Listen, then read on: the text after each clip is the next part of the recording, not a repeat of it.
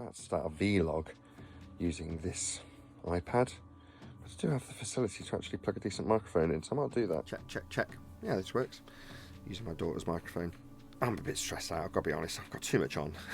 But I want to do this to sort of unwind. The primary job is the most relaxing because it's something I love doing, which is making videos. And making videos about the third job is a way to unwind and de-stress after things don't necessarily go your way for a while.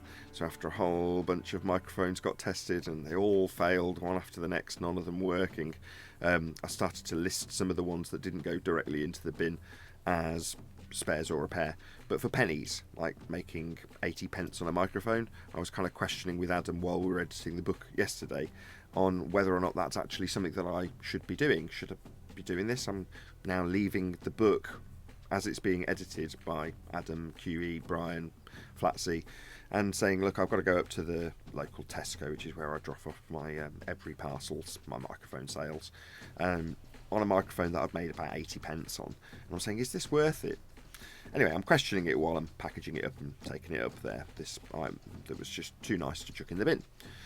And after the fact, the guy who bought it got in touch with me and said, oh, can you post it to this address instead? And I'm like, I've already sent it. I'm really sorry. But he explained that he was interested in a couple of other microphones that I'd got that were also not working. Anyway, this guy goes through all sorts of really useful information about impedance matching microphones that I didn't know. And one specific thing about a microphone that I've currently got for sale, a Japanese microphone that advertises itself as dual impedance. Now, there's several Shure microphones that I've seen advertised for sale that I've been hesitant about buying because of their suggestion of this dual impedance when there's no switch or anything on them, so it doesn't really make any sense to me. But it explained how internally the diagram that's on the box for these microphones is only there because you can rewire the XLR in a certain way to get it to be a different impedance, which means that no matter what you do in terms of how you switch it on the device it's plugged into, it's always going to be a fixed impedance output, which made sense to me, but now I know why. And it's because a guy who's bought something that cost £1 or £2 on eBay that doesn't work, because he's got an affinity for making these things work according to him, has filled me in on so much information. In other words, this particular community, microphones, has got a lovely backing to it. The people are lovely, just like in Flat Earth.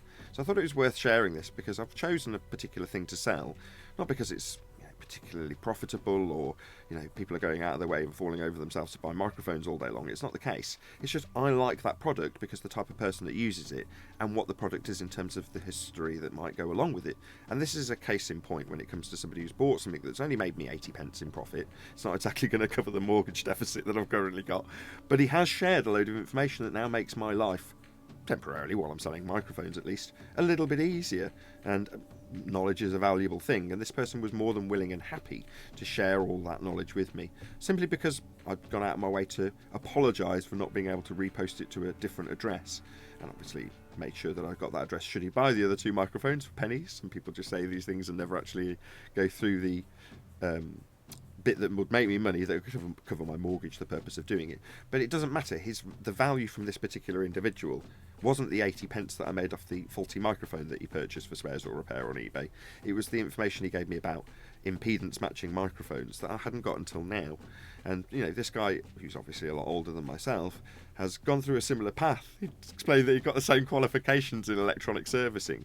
Now, while mine definitely didn't go anywhere because I'm colourblind and I kept blowing things up, he obviously kept that up and has carried on and now passed that information down to me.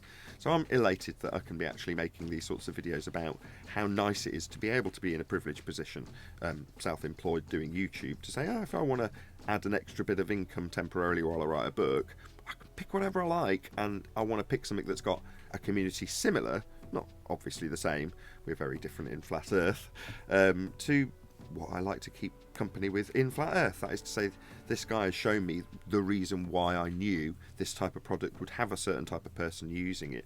And indeed the same was true for Arctic Reflections, I think he's called, the guy who's passionate about his Shure SM57 and then made a video, admittedly because he doesn't like me as a flat earther, questioning whether or not my Neumann's real, which it definitely is. But again, it's a way of connecting with somebody on a level that we are both familiar with, and when we're all YouTubers, you're all using microphones, we're all definitely going to have something that we can relate to on that level, which is another reason why I picked it, so that you can, in some instances, when you're pressing the flesh with somebody right up close, talk about the microphone that they use if they're a fellow YouTuber. So there is a certain degree of camaraderie amongst YouTubers when you talk about microphones, what they do and how they work and what you use. So there's going to be that sort of connection that people will have. And like I say, I just wanted to give some upside because I've been very negative about this particular aspect of the endeavours that I'm currently doing. And surprisingly, the people who were originally seemingly very negative about me talking about me being an eBayer temporarily while I write a book to cover my mortgage, it's actually turned out that more people have responded to me saying, oh well, people are not enjoying me talk about microphones. They've actually gone, no, I do enjoy it, and lots of people have sort of come forward from my memberships, that's to say people who've paid for me to talk about flat earth to them. And if you're here, what are we, 6 minutes into this video almost, and you just like me talking about microphones because you've seen me demonstrate something and are intrigued to have something with a microphone title video that's a little bit more long form, waffly about a community around microphones, and then you find out that I'm actually a flat earther and Earth's measured flat, that's no big secret. Just look into any measurement of Earth ever and you'll find out it's flat. But the guys who pay me normally to explain that Earth's just measured flat, it's no big deal, you might not be aware, but you're in a globe religion that was just taught to you as a kid, in spite of the fact that Earth is actually measured flat, then you'll find that out now from this microphone crossover, which is another reason why I wanted to pick something completely unrelated to flat Earth, so that there can be some crossover. And this is the other way. It's not just the flat earthers that have to endure and be subject to me talking about microphones on flat earth videos. Sometimes when me talking about the great community that is people who use microphones, buy and sell them and use them and know about how they work, they're going to be unfortunately finding out that Earth's just measured flat. Now that wasn't, as I say, a big secret if you'd looked into how Earth is dealt with measured in any instance, any respect, like miles, linear, heights, off surface level, then you'd know that Earth is flat.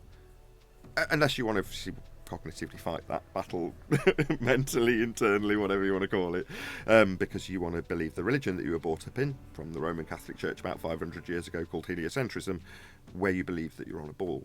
Now, this, as I say, is a crossover where, as a fan of a product, an item, a thing, microphones in this case.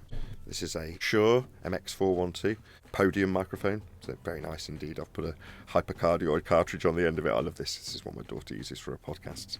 But anyway, I'm very keen to talk about microphones. So as a general, talking point, as a general thing that in the past I've talked about that's not related to flat Earth, it's been speakers. So in this room, you've got a really nice monitoring system that I use for my speakers and amplifiers and all of the stuff to make it work. And I've had it all for a significant period of time. It's one of those, I've now got a new thing that I can now put a crossover in and have people that are potentially interested in looking at some crazy old colourful microphone that they want to buy that's vintage, that they can crap up their sound with. Well, you might come across me and then find out it's flat along the way. So there we go. That's pretty much all I've got to say in this video in terms of the purpose to have a crossover, now that that's been beautifully exposed by Arctic Reflections. So thank you so much for doing that. I've been waiting for this opportunity to make this video, and just by pure chance, a guy who's bought a cheapy microphone from me has gone on to film my head with lots of knowledge, to the point where I'm having to tell him, look, I'm going to have to transfer all this onto my notes and study it again at a later date.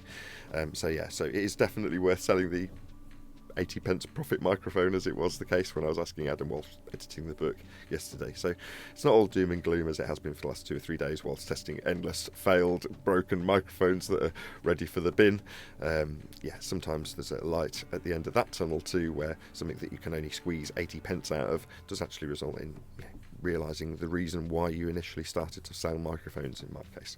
So there we go, that's it. That's the update in terms of what's going on in the wonderful world of Nathan Oakley 1980 flat earth YouTubing and making videos about microphones and writing books.